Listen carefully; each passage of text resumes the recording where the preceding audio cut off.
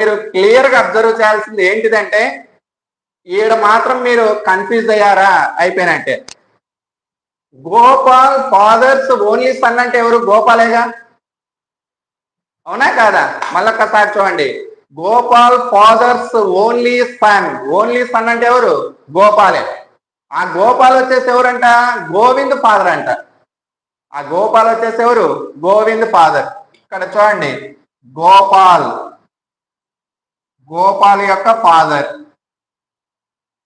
గోపాల్ యొక్క ఫాదర్, ఆ ఫాదర్ యొక్క ఓన్లీ సన్, ఆ ఫాదర్ యొక్క ఓన్లీ సన్ ఎవరు? గోపాలే. ఎవరండి? గోపాలే. ఓకేనా?